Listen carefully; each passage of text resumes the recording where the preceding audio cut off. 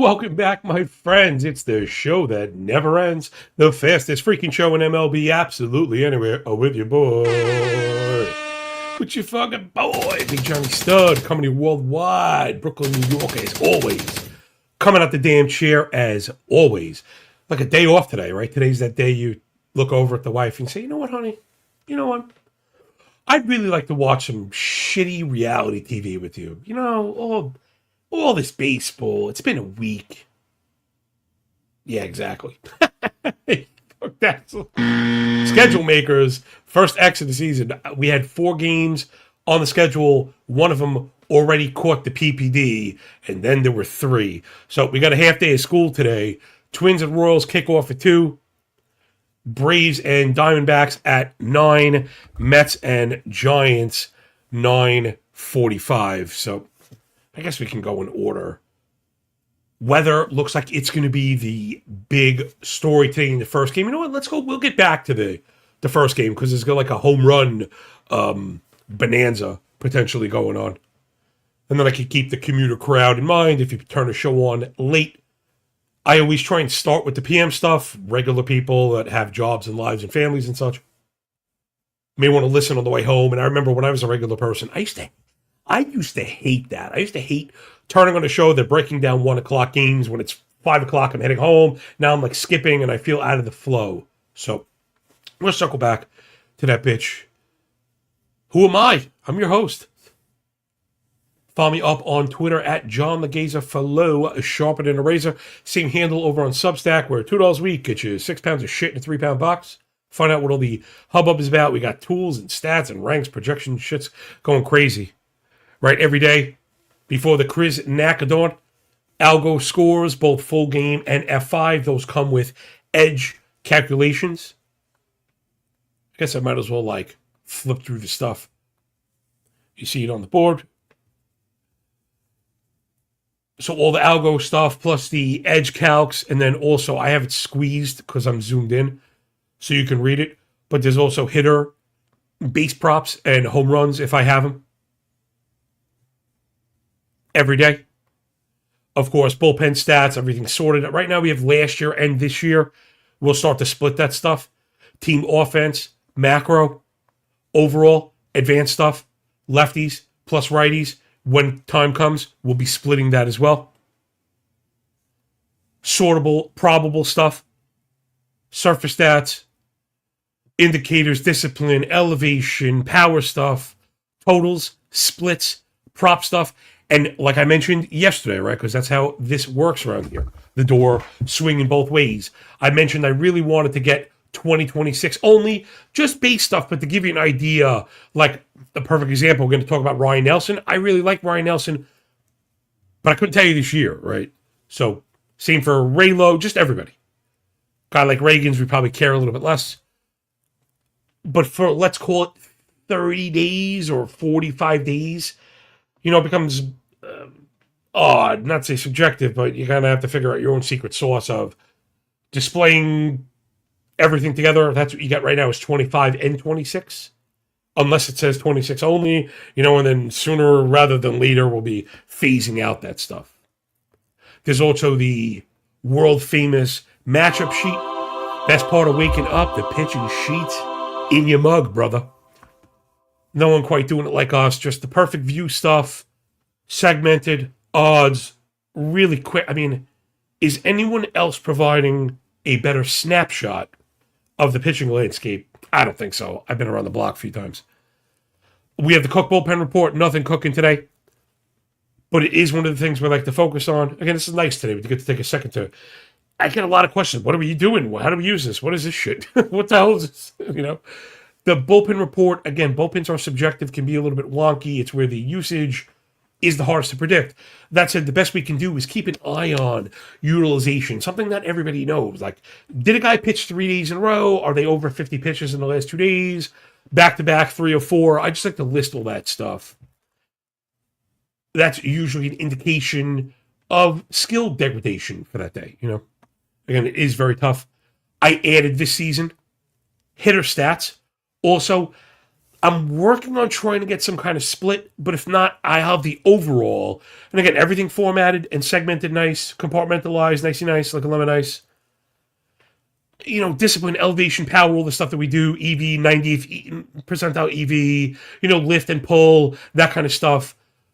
Just to give you a little bit more of an idea, I wasn't providing any individual stats, and I know this isn't the best, but it is pretty damn good. Then, of course, the implied team totals every single day, along with the SP ranks plus K projections. We have last year's data, bets when they're up, and then I also do fantasy waivers. I meant to show this bitch off. There's also a running list. Again, I'm always trying to improve the product here.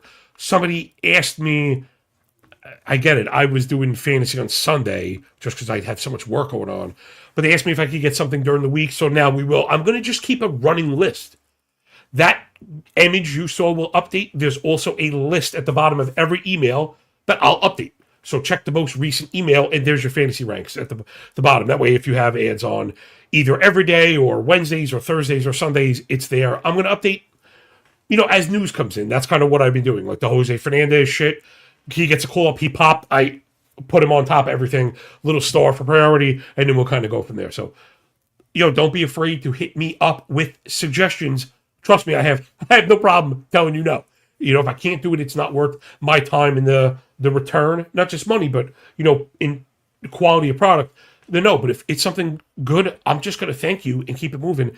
Generally, people with those ideas, I'll toss you a free month. Also, again, door swinging both ways, very important that our relationship is symbiotic, right? I don't want to use you. You don't want to, have me for purely transactional. We can kind of grow together. So there's a little bit of that. Nuance and context I'm already going on about. Let's, how about we talk about some fucking baseball, enough shilling. It's Raylo on the bump for the Bravos. Almost got caught, went to the beginning one. Braves are minus 113, slight favorite on the road in the desert against Ryan Nelson. If you noticed before when I was mentioning it, I didn't realize he went yet. It's so funny. For someone that pays as much attention to this crap as I do, I didn't realize that he went. I forgot that it was the Dodgers, so I kind of was sleeping, and then also, you're blocking that out. He went 4 2/3, gave a 4-2 bomb, walked 3, struck out 4. Not to say I don't give a shit, but I really like Ryan Nelson. Let's take a look at him first. Today will be a little bit fun. We get to actually dive into pitcher stuff a little bit more. So Nelson last year, just one more quick note before the plane fully takes off. The stats that you see on my sheets, unless otherwise listed, are as a starter only. I don't like to include reliever stuff. I think the effort and the workloads are different. A lot of times pitch counts are different also. First comment rolling in. Make sure you hop over to YouTube, press subscribe. I'm actually getting YouTube subscribers. I don't know what the fuck happened. And you can comment either after the show, I'll get to it, or during the show. And we'll shout you out. AM41120 says, trying to figure out if I want 095 or KC to cover. AM, if you stick around again, there's only 3 games. We're going to do that one on the way out. I have some interesting home run calls in that one. Again, we're going to talk a little bit of everything. Not the very lead. For me, it's probably Kansas City. Let's get back into Ryan Nelson. 158 2/3 as a starter. 352, 107 ERA whip combo, very strong. The indicator's not quite buying it, but my indicators are buying it. So, again, if you're unfamiliar, we use Sierra and expected ERA. Those are your kind of public-facing ones. I built my own MLB MA. I've been working on that over the years. That has tested out better than theirs. I was incorporating it. As I get into Claude, I challenge Claude to take a different methodology than mine, but it would have to beat it with skills-based metrics and show me the work. And I'll admit, the way that it got there really kind of threw me off, but it got there. So I'm incorporating it and posting it. Again, just so you know, it's Claude's earn run indicator. That said,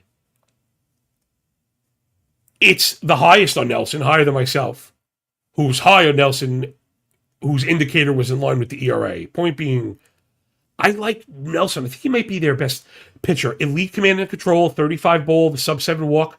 Remember, ball rate 36 is average. Everything better is a big deal. 36 and a half average. So every full click is a reaction, right? Like those surveys you take back in the day. How do you feel about this? Good, moderately good, very good, or excellent, like that. So it's like 36 and a half average, 35 and a half, 34 and a half, 33 and a half. Every click is like that much better. And Nelson, really strong in the command control department, gets ahead. We'd like to see some more swinging strikes and a little bit more of the cold stuff get over. The quality of contact allowed was pretty high. But again, given the inputs, I'm not sure I'm terrified. I want to get under the hood for Ryan Nelson. We don't always get a chance to do this. Again, I could do a 4-hour drive time show every single day, but no one is paying me for that shit. The problem with Nelson's always been a hyper usage of the four-seamer. You don't want to be over 60%, even if it is a good pitch. So you figure he's at like, he's probably sitting like 95 and a half, maybe like 96 we can give him. He throws it so much because he has elite vertical movement. Like one of the best vertical movement profiles in the game of Major League Baseball today. I was always using vertical movement. Now the hipsters are using induced vertical break. Both those numbers are just absolutely off the charts. This lends itself here. We could do a little message here. How about this? Little AI fucking Instagram slop. John_Instagram. I like to do some shorts and stuff. I got to get better at doing that content because the algorithm there actually works. I'll get more views than followers, though. I don't have any followers, so. Get that shit out of my system. The fuck was I talking about? This shit happens to me all the damn time, man. Can't believe it. I wanted to address the idea of a rising fastball in baseball. We hear this term all the time. He throws a rising fastball. Let's get right out in front of it. There's no such thing as a rising fastball. That would defy something we all know as gravity. A rising fastball has less sink than a normal fastball. Right now, we're talking about Ryan Nelson for the Diamondbacks. Make sure to check out the entire show 6 days a week. Follow me on Twitter at John Legeza. Fastballs that don't sink like Nelson's appear, right? They have the appearance of rising relative to the field. So one, that's a great characteristic because it's different from the norm. Number two, those pitches are generally thrown up in the zone. So not only is it one, tempting, right? The eyes light up. Power hitters know that's where the big paychecks come from, right? Elevating batted balls. Two, it's going to look differently or act differently than normal pitches. And three, because it's up in the zone and we're dealing with reduced sink, it creates more of a physical distance between actual bat handle and point of contact. Part of why those pitches are so effective when you spot them correctly. If you miss at the chest, the ball's going into the sixth row. But if you could properly spot it right at the chin, you're either going to induce a lot of whiffs or a ton of pop-ups, something Ryan Nelson has been very good at. All right, back into the show. Thanks for dealing with the detour. But those lessons, I think, are really helpful, right? We don't want to just like hear and repeat shit. Grandpa used to say fucking papagalo, right? The parrot. You don't want to just fucking repeat. We want to understand, digest, and think on our own. That's why those pitches matter. Again, Nelson's fastball is fucking awesome. He just still throws it a little bit too much for me, right? So that's always a thing, too. We try and quantify these things with stuff and everything, which is a good idea. But fastballs are a function of the sequence and the movement, eye plane and speed changes, plus tunneling and arm angles, the ability to repeat these things. Again, it's very complex. All that said, Nelson's got all the tools that we're looking for. He's got two put away pitches that induce whiffs to go with a four-seamer that induces whiffs. Good spin, really good extension profile. He could throw that out pitch to either-handed hitter, right? He throws the slider mostly to righties. Last year, that pitch had a sub-350 X-slug, whiff rate north of 32. He goes for the curveball, back pocket, will throw it to either-handed hitter, but using against lefties, as the killer. And that pitch performed really well. Last year, 390 X-slug, 32 whiffs. So to have, again, the out pitch to both-handed hitters, I think Nelson has a chance to be really special. I know he's already 28, but he's got, I don't know, it's 400 innings, 470 actually, in the majors. So I guess we're at the point of shit, are good off the pot. But last year, again, he was really good. So I feel like if you do this and build off of it all, we're talking about a really good starter in the making. Oh my God, I know that face anywhere. Half a baseball day, and I get there halfway through. LaGrosse B. Gosh, looks like BCG if you ask me. Well, LaGrosse B, make sure to check out the entire show. I try and bring the smoke every day, front to back. My claim to fame is I've had people ask for clips of my show, like interviewing or trying to sell it. I'm like, you pick one. I don't fucking know. I don't have clips. I just have show. We are show. Ooh. What do you want from me? I don't have turn it on some days. We don't fucking get ready. We fucking stay ready. You know what I mean? Jelly bean. So anyway, Nelson, I think, very, very good. I knew I'd find a way to fill the airtime today. He's going up against the Bravos, who, I was kind of calling for a resurgence last year. I thought with the health, even with the Profar stuff, they were going to bounce back. We've seen them look really good. Braves kind of, getting up off the mat. Oh, yes!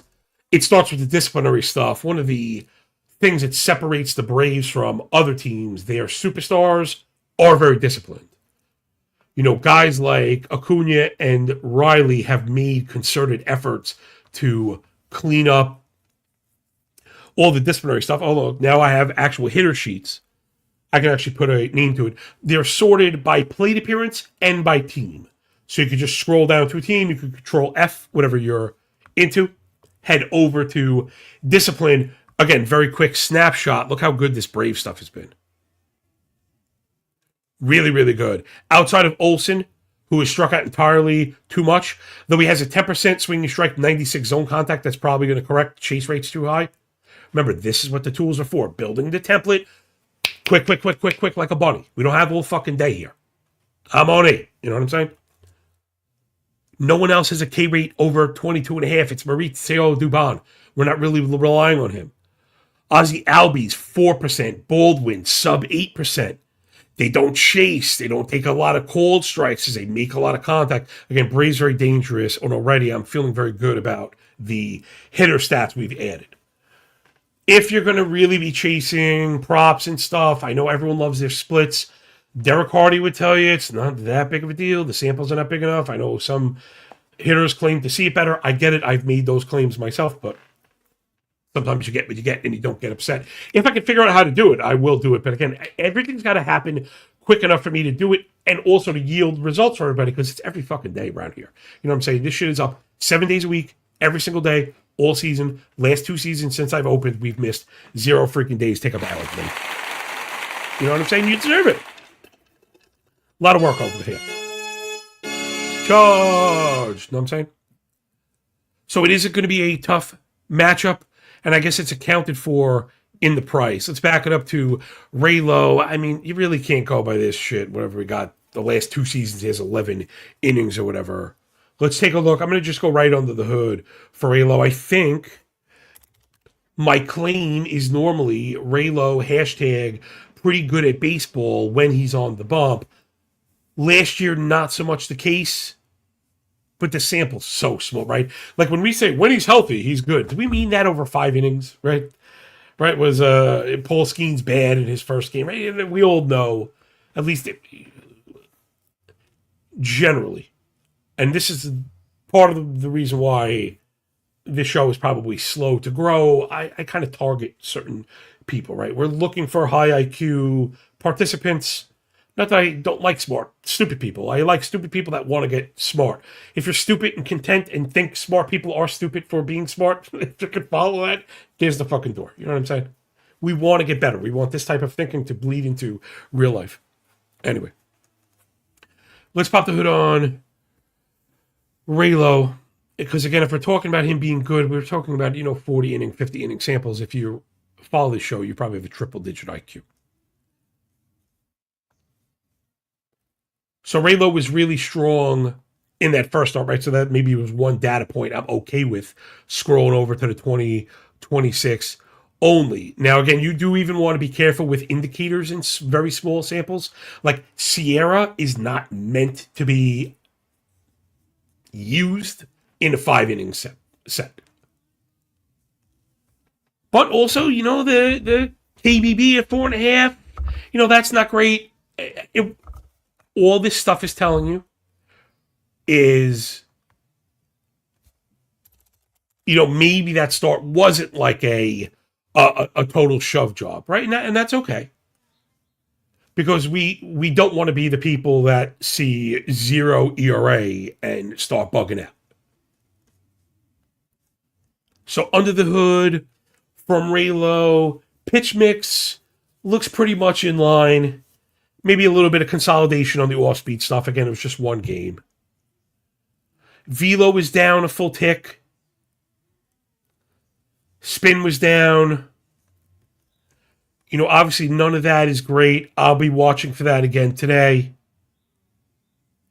Movement profile significantly worsened year over year. Again, I'm just giving you what the data says.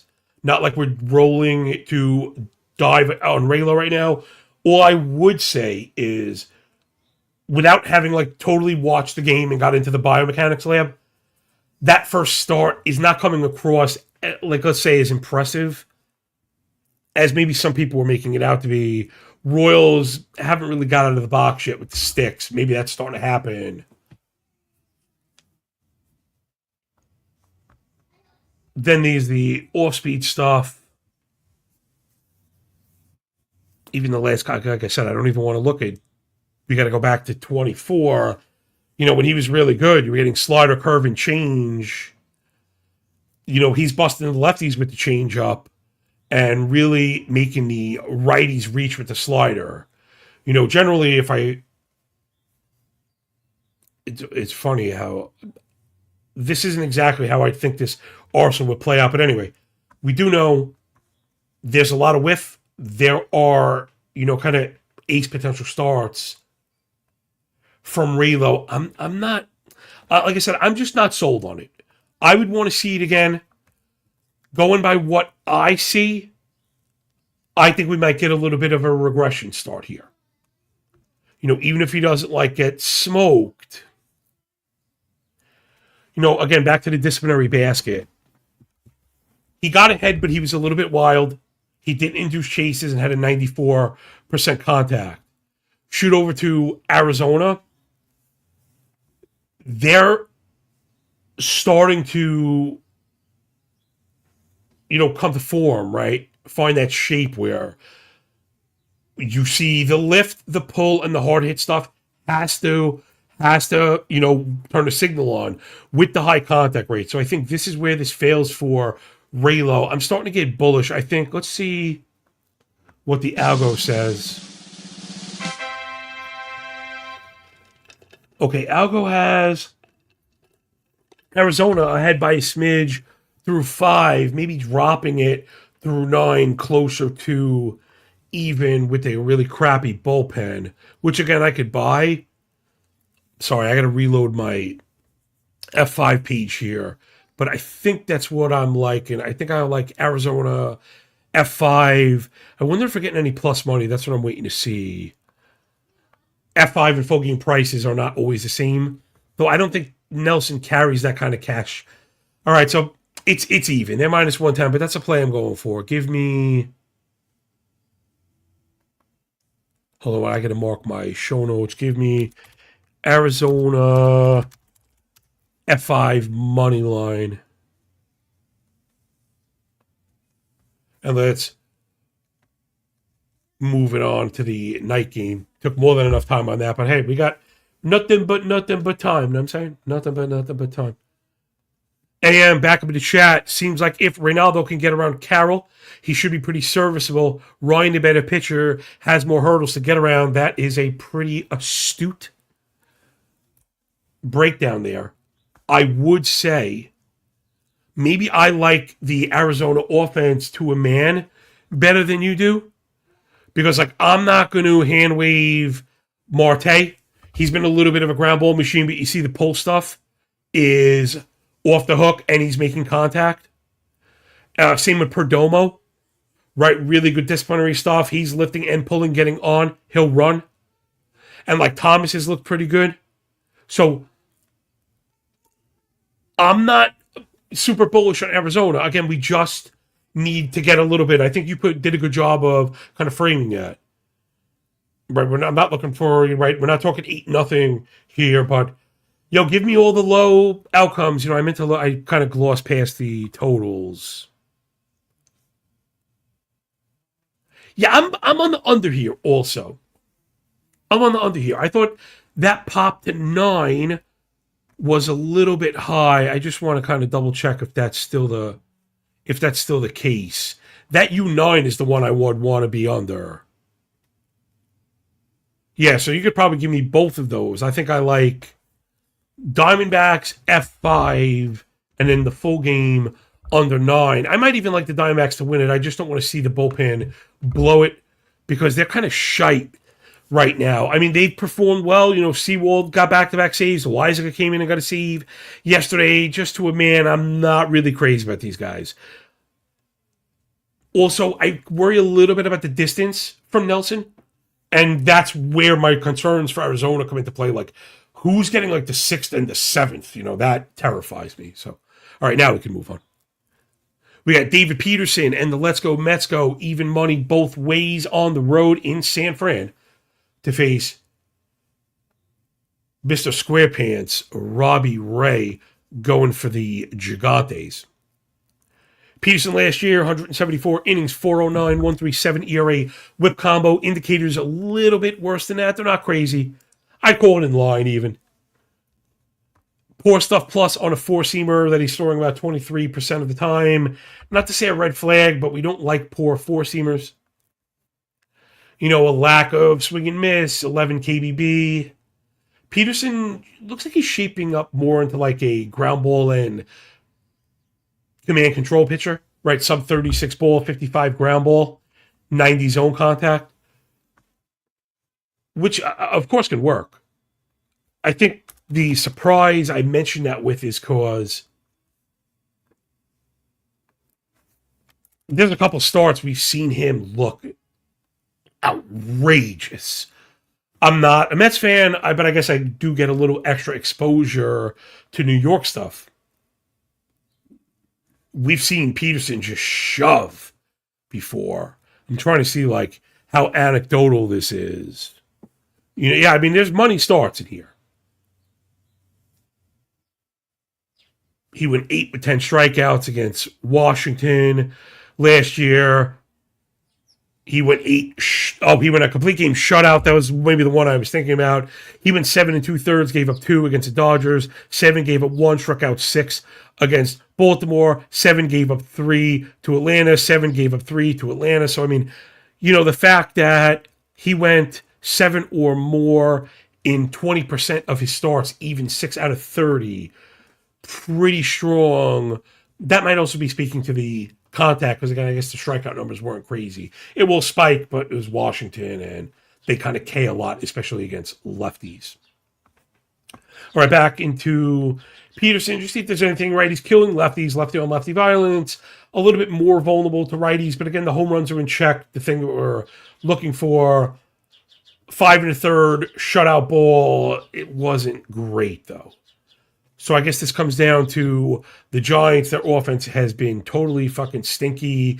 We could look at the lefty stuff. The sample's probably entirely too small. It is. All these samples are too small. On the whole, again, it's been really gross. Giants as a team batting .201 with a .558 OPS, sub 100 ISO. pretty brutal here. They're chasing entirely too much, losing in the zone, too many ground balls, not hitting it hard, not getting any barrels. Don't really like the matchup here for the Giants. I'm usually very bullish on Devers. And, we always like a Rice as a pure hitter, but they're lefties and might struggle. I like the Adames Ramos Chapman combo. I just think at that point it loses a little bit of luster without, Devers getting that strong matchup. Give me Peterson, slight edge. Just take a look at Robbie Ray. I could just tell you we're going to have to get under the hood because Ray is so freaking erratic. Like inning to inning, start to start, season to season, just always feels like you never know what you're going to get. 187 and 2/3, 364, 120 surface stats, which are really strong though. And the 120 whip, of course, is worrying me. The 36 ball is very encouraging. The 9.5 walk feel more in line. I'd love to say I think that's portending better command and control. I don't. I think Ray is just not going to give in. Right? Ray is kind of taking a more stubborn approach because he can get swings and misses. He can win in zone, but he likes to work up.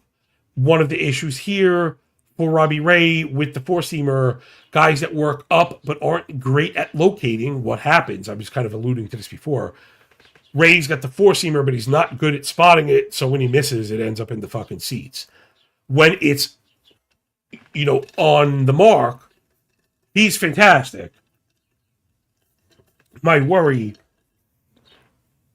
is he's going to be force-feeding the Mets a ton of four-seamers that they should be feasting on.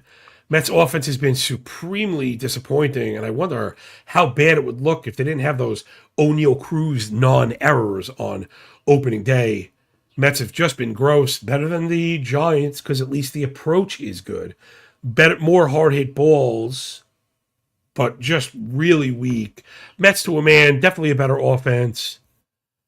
I'm thinking, looks like projections will be Lindor, Soto, Bichette, Polanco, Simeon Alvarez, Vientos, Robert, and Taylor. A lot of fucking righties.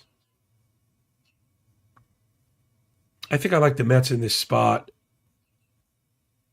Both bullpens have pitched really well so far. Mets better than the Giants. I think Mets more talented than the Giants. Walker, Wynn, and Miller for St. Fran have all had multiple days off, so they should be good to go. They have Caleb Killian out there, who I think is pretty filthy. Other than that, I'm not like crazy about this bullpen. I think the Mets get it done again. I'm the sucker, man. I keep doing this to myself. Yeah, I think the Mets get it done. They're priced minus 128 on the F5, minus 125. So that's actually shifted since I printed. Fuck, we might have had something to do with that.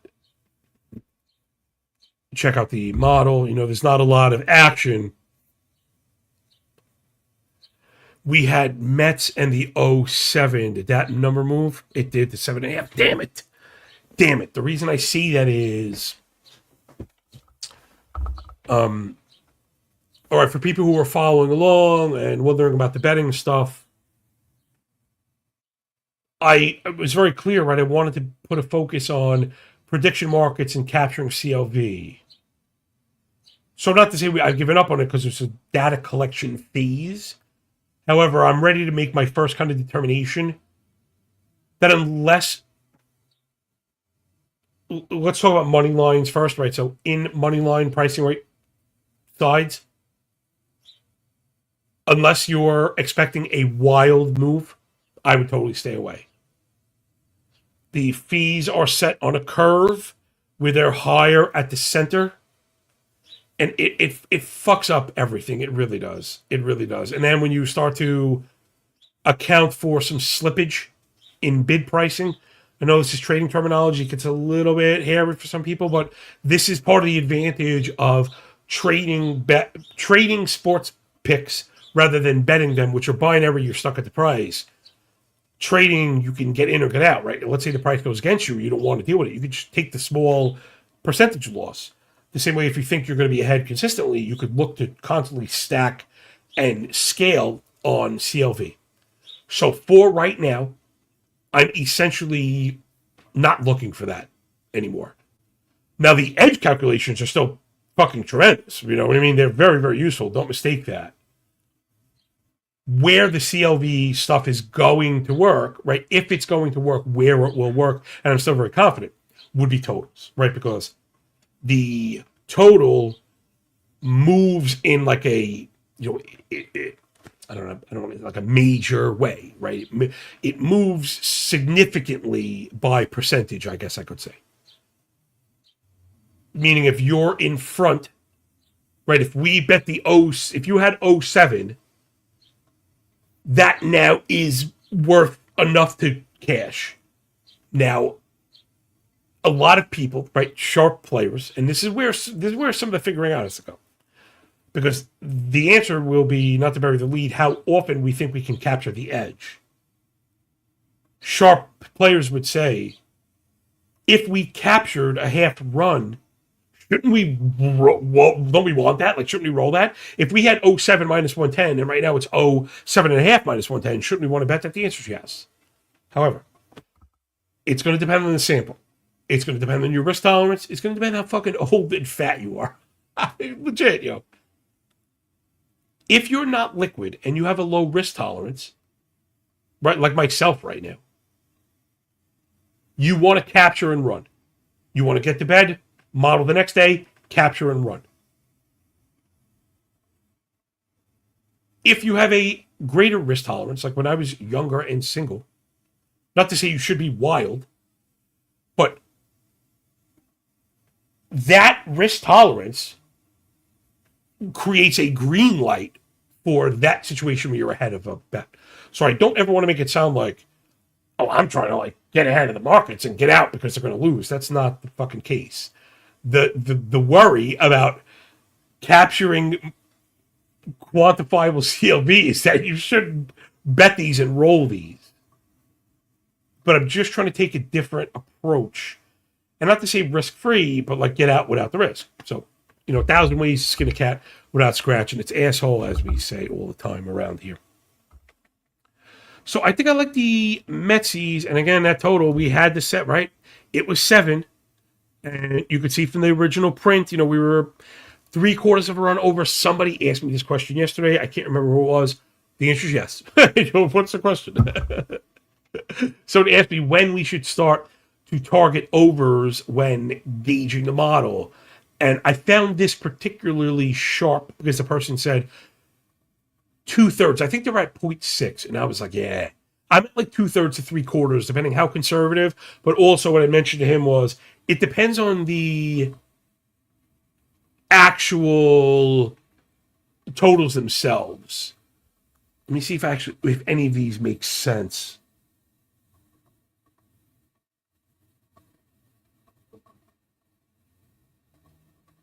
Yeah, I guess maybe the Arizona-Atlanta total. Check it out. And what I mean is, you got to be careful using decimals and adding them to chase a binary. Like, again, sometimes this stuff is easier with examples. So through 5 innings, we have Atlanta 2.2 and Arizona 2.3. Right? Add them up, they're north of 4.5. That's closer to 5. Shouldn't we be over 4.5? My answer is no. Right? Because those are mean outcomes. Right? I like to think of them. A model is not a sniper rifle. It's a cannon blast. Right? You're kind of aiming a direction. You're not. Bing, you can't get 4.2. So you're going to think of a range, right? And when the average is 4.2, right? The spray. There's a lot of damn 4s in there. When you got to remember there's 3s and 2s there also. So you don't, you have a lot of 2s on one side and a lot of 2s on the other side. If anything, at 2.3 or below on both sides, I'm closer to and under the 4.5. Now, I believe this one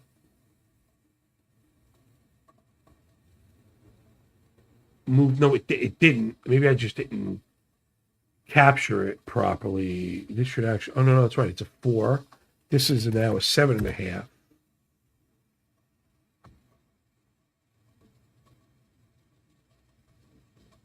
Yeah, interesting that didn't go. The F5 didn't bump. I guess maybe there's bullpen concerns or maybe a distance concern for Peterson. Though again, we showed you he can go to distance. So I'm no longer on the over for 8. Right, again, the same idea. 409, think 4-1. 379, think 3-8. And though they add up close to 8, the hope for the 8 is a 4-4 tie that goes extras, which to me gets lost. Especially, the Giants' slight favorite, and you might not get the 9th frame. So,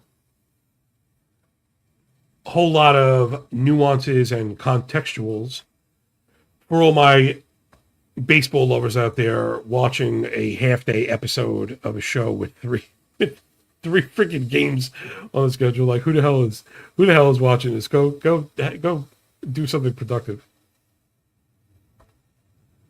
All right, now last but not least, let's do the weather game. Taj Mahal Bradley on the bump for the Twinks on the road in KC against King Cole Reagans.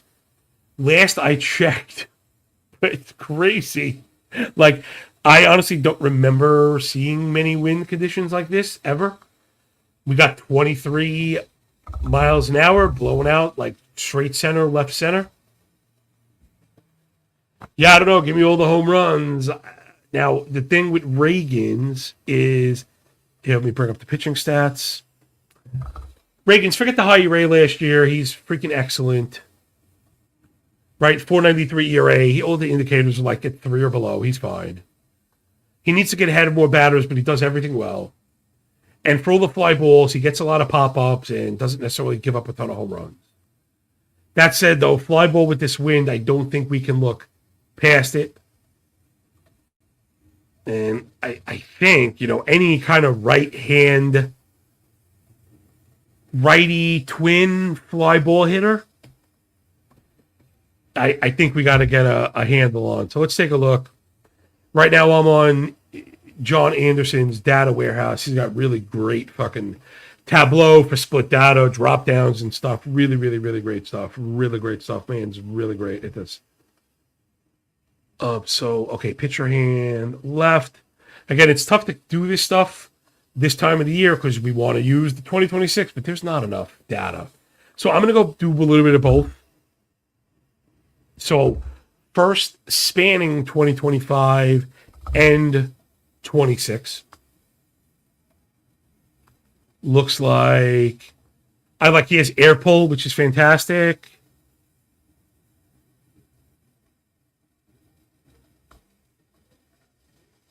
Oh my gosh, none of these guys are here anymore.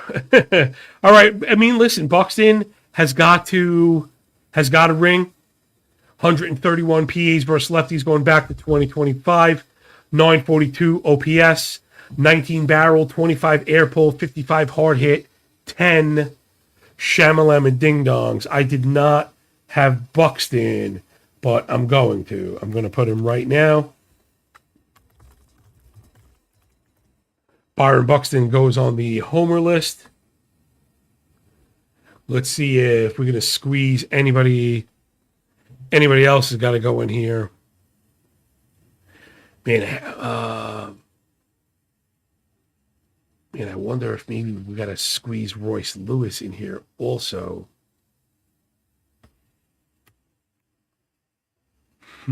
Possibly. Let's check it out. Okay, Lewis has played every day. He's batting 8th, which kind of sucks. But at least we're on the road, so we get the 9th frame. Lewis back to 2025 v. lefties, 128 PAs. The OPS is crappy. But, 38 hard hit, 21 air pull. Like he's lifted it. The rest is not great. He does have 4 home runs. If we're doing if I were making a, crazy wind-based lotto parlay, I'm going with Lewis also. Now, we had somebody asked at the beginning if they're over the 9.5. You could see on the model. I'm not over it. That said, I would not go under a game with 23 miles an hour. Yo, appreciate my guy AM Little Busy in the comments. Thought the Royals would line up. Get Taj. Reagan's might give a solo shot with the fly ball rate. Two bad bullpens. Thought it might sneak over the 9.5. No, you're making all the right points. And I'm not going to go over. I'm not going to go over 9.5 with Reagan's on the hill, because I was just LOLing yesterday. AM has Buxton home run, Salvador home run. Look interesting. You know, I didn't cover Sally. Let's take a look at Sally Bots over here. Let's flip it over to the KC side. And I know I had a couple of Shamalamas over there. And so I think... Oh, I'm sorry, the very last point, AM. Okay. Agreed with you 100%. I think you make all the right points. My worry is with a minus 150 home favorite, you lose the ninth frame of the better team. And I just always seem to fall short on projections. The public saw the number and leaped. I feel like we were slow. There were 9s, and I think we missed them. I'd be more likely to bet like an alt over, almost like that if we're getting to 10, we're getting to fucking 18. If we're getting to 10, we're getting to 14. Like, look for 014. Look for, this is the Jason fucking special. I wonder if I could find this without taking you guys on Mr. Toad's fucking wild ride. My guy Jason would post these, both teams to score. It was like that. I might not be wording it perfectly, but like that. Right? No, both team total, whatever. Oh, there it is. Both teams to score. It's on DK. So both teams to score 6 is plus 475.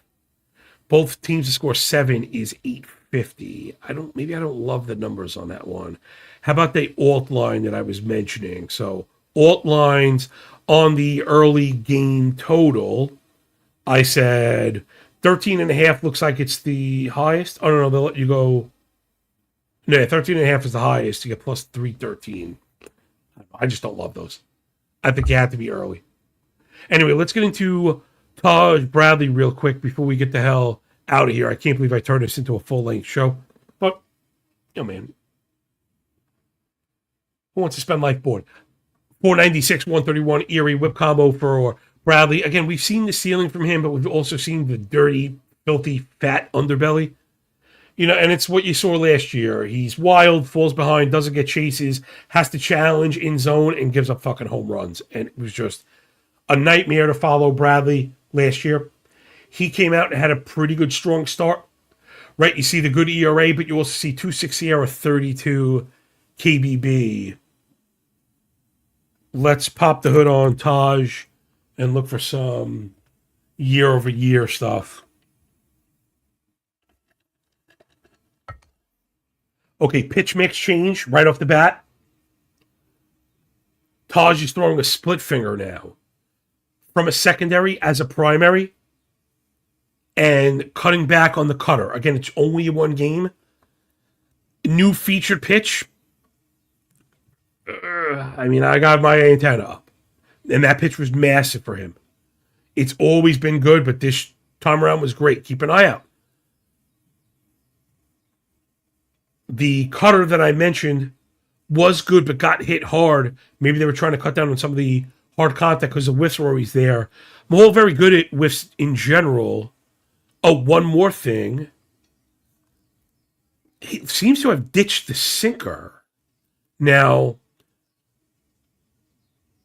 though, it was only listed at 8%. Right, another quick message on understanding arsenals and when not to hand wave certain stuff. Oftentimes, analysts draw the marker for like pitch analysis at 10%, double-digit usage. Meaning anything less than 10% is a throwaway pitch, and it's almost like, whatever. The thing is, and while I'm not necessarily debating that on its face, the sample qualities, what I know to be important is when that pitch is mostly thrown or exclusively thrown to one-handed hitter, that number is going to change. Now, when the number changes, it could boost it into secondary status, which is what we have here for Taj Mahal. So last year, Bradley was throwing the sinker. Again, it was 8.5%. Very easy to say, whatever, no big deal.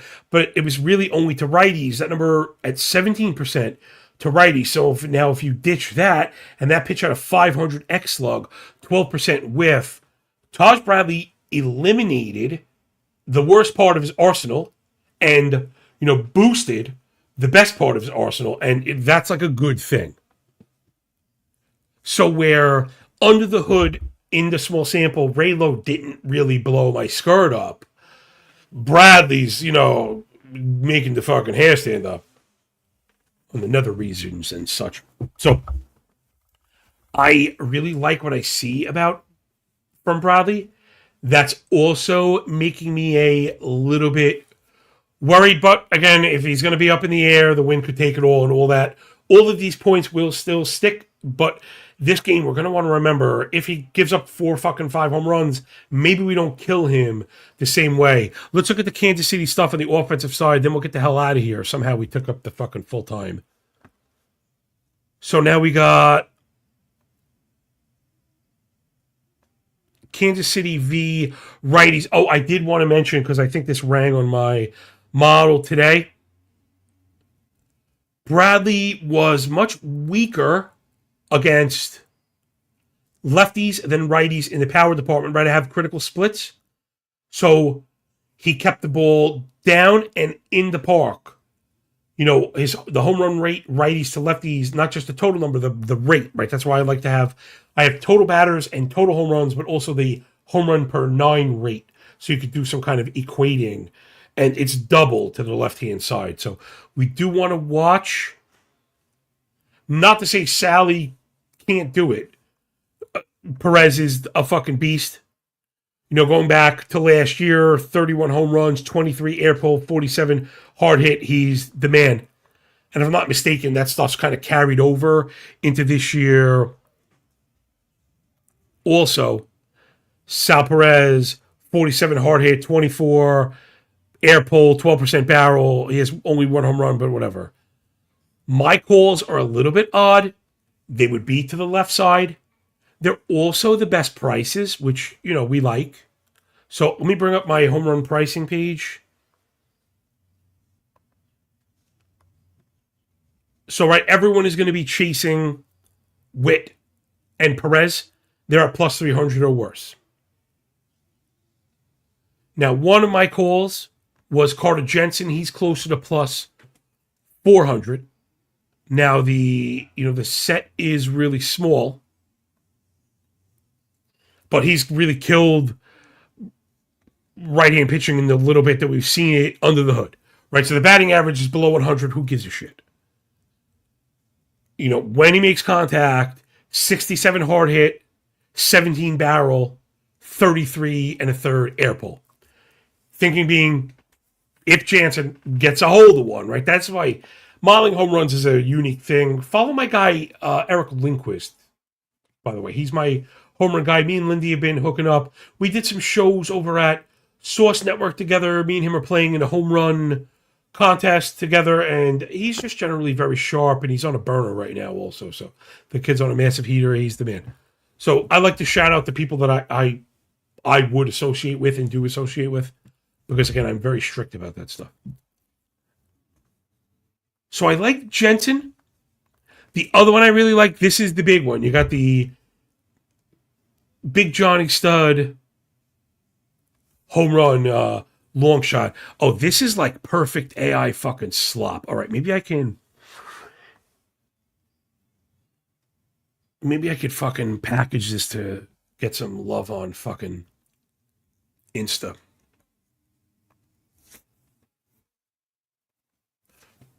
All right, so today we already mentioned the massive wind, going on in KC, almost 25 miles an hour, blowing straight out. We mentioned Taj Mahal Bradley working the four-seamer up in the zone and the propensity for fly balls, plus his weaknesses against lefties. Give me the long shot homer call of the day. I mean, no one else is going to mention this one. Give me Kyle Isbell at plus 960 to go yard with the long ball. Drop the shamalama ding dong in your eyeball this year so far. Isbell against righties. 18% barrel, 36 hard hit, 27% air pull, and 2 of the bing bongs. So give me Kyle Isbell for the long shot home run in the home run derby game today. Everyone's gonna be chasing Witt plus 250. Does he hit a home run? Yeah, maybe. Is it worth the odds? Probably not. Is Isbell gonna hit a home run? Probably not. But it's a fucking 10-1 odds, and that's how you make money in these markets, yo. Write it down. All right, so now we're back. Give me Kyle Isbell to go yard. I also had Jack Mack. Jack's at 521. We like him also. That was the other one. So I have a massive amount of bombs. I'm a sucker because I put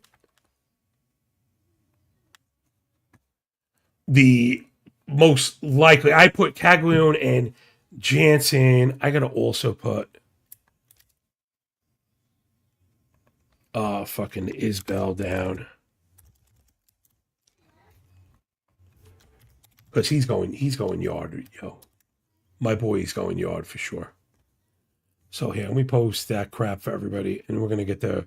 We are like, seriously, we're getting the hell out of here. Oh, I'm an asshole. It's spell my boy's name wrong. Hold on, I gotta correct it. That's fucked up.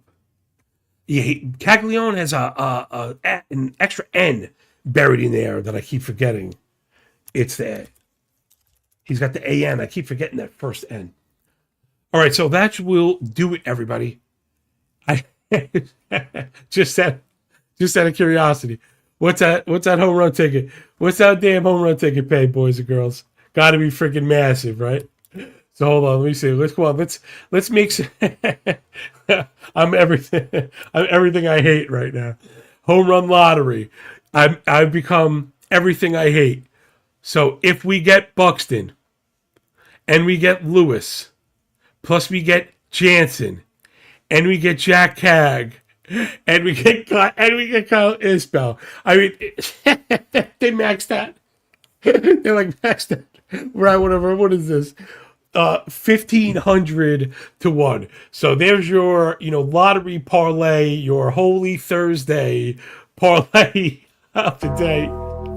Oh yes. Let's get the fuck out of here, yo. I'm losing my mind. All kidding aside, the analytics for the show are at all-time highs. I love doing this. I like to think this show reeks of effort. Right? Reeks of effort. I work so hard on this.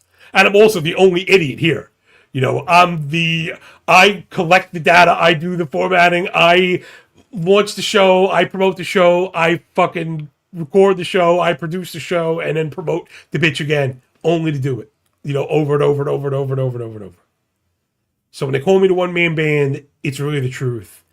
And sometimes I lose track of, thanking everybody. Honestly, means several hundred people watching on a fucking Thursday morning. The downloads have skyrocketed. We hit over 200 YouTube subscribers. Again, I had like none. None. And videos would get 5 views. So to get, 100 views or 125 views in just a couple days, I would love for this to take off. Because I'll tell you what, I'm the type, if this show takes off, I'm going to make the Substack free. I'm going to fucking refund them. That's how I roll, That's how I roll. You pay it, I'm paying it forward. Right? Most of the money I get, I'm pouring back into data and AI plus lighting and production and better programming and the high-speed internet and stuff, Like don't believe in, taking advantage, right? It's got to be give and take. You got to spend money to make money. But then you got to, you know, you got to make money to make money. You got to take money to make money, shake money to fucking make money. Anyway, get the hell out of here. Just at the hour mark, please like and retweet this shit. It fucking matters more than it should. Tell a friend. Hit me up with your questions. Sign up for the Substack. And then all that's left to do would be enjoy the games, enjoy the day. When we're done with the book, enjoy the pay. And remember, when you work this freaking hard, man, the winning feels a lot less like luck, yo. You're damn right it does. Peace out.